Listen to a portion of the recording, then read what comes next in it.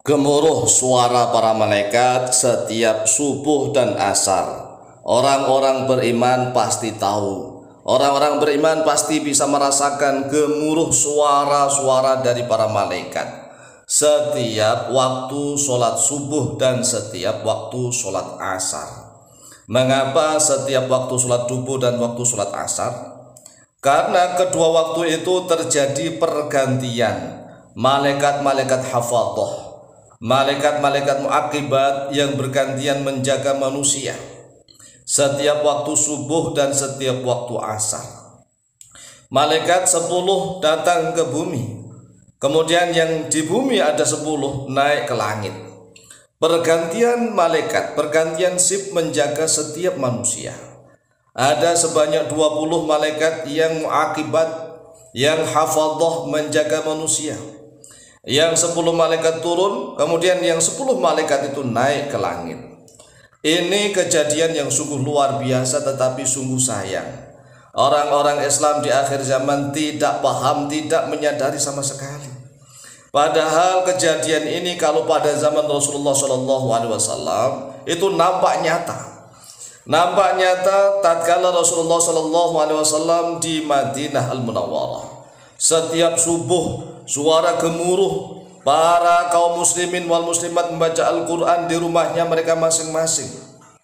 Setiap menjelang subuh suara Al-Quran terdengar dari rumah-rumah kaum muslimin. Setiap menjelang subuh malaikat bergemuruh bergantian untuk menjaga. Dan juga tidak kalahnya waktu sholat asar. Setiap menjelang waktu sholat asar, kaum muslimin sudah mempersiapkan dirinya membaca Al-Quran di rumah masing-masing sampai waktu adzan sholat asar tiba. Setelah waktu sholat adzan tiba, mereka keluar untuk sholat berjamaah di masjid. Nah, di pondok-pondok pesantren yang masih mempertahankan ilmu karamah, ilmu hikmah, ilmu kewalian, mereka akan bisa merasakan bagaimana getaran waktu sholat subuh dan waktu sholat asar. Suara-suara gemuruh itu bisa dirasakan melalui alam sukmawi, alam sukma. Karena manusia itu memiliki raga, sukma, dan nyawa. Nyawa di dalam bahasa Arab adalah roh. Sukma di dalam bahasa Arab adalah nafsun atau jiwa. Kemudian raga di dalam bahasa Arab adalah jasad. Jasad, nafsun, dan roh. Raga, sukma, dan nyawa. Nah, ilmu seperti ini di akhir zaman semakin hilang karena apa? Manusia sudah mulai sibuk dengan urusan dunia masing-masing. Bahkan mereka tidak butuh ulama dan kiai, mereka hanya tertipu oleh para pendongeng-pendongeng yang mengatasnamakan agama. Sehingga di akhir zaman ini orang-orang awam kebingungan mana yang ulama-ulama sejati dan mana ulama-ulama yang hanya menjual ilmu agama belaka. Ulama-ulama yang sejati hanya memikirkan bagaimana umat ini akan maju, ilmu pengetahuannya maju, ilmu syariat, hakikat, dan makrifatnya menguasai, sehingga mereka menjadi pribadi-pribadi yang tangguh, sebagaimana Rasulullah SAW mengajarkan ilmu-ilmu itu kepada para sahabat. Sehingga orang-orang yang memahami ilmu syariat, hakikat, dan makrifat secara baik mampu merasakan getaran suara gemuruh para malaikat yang terjadi setiap sholat subuh dan setiap sholat asar. Ini memiliki dalil, bukan hanya cerita dongeng khurafat belaka. Dalilnya adalah hadis sahih riwayat Imam Bukhari dan Muslim dari Abu Hurairah radhiyallahu anhu. An Abi Hurairah radhiyallahu anhu qala Rasulullah sallallahu alaihi wasallam, yata'aqabuna fikum al-malaikatu yata'aqabuna fikum malaikatun bil-laili wa malaikatun bin-nahar wa yastami'una fi salatil fajri wa salatil asri. Diriwayatkan dari Abu Hurairah radhiyallahu anhu qala, berkata oleh beliau, qala Rasulullah sallallahu alaihi wasallam, telah bersabda oleh Rasulullah sallallahu alaihi wasallam, yata'aqabuna, bergantian mereka, fikum, di tengah-tengah kalian, malaikatun, oleh para malaikat.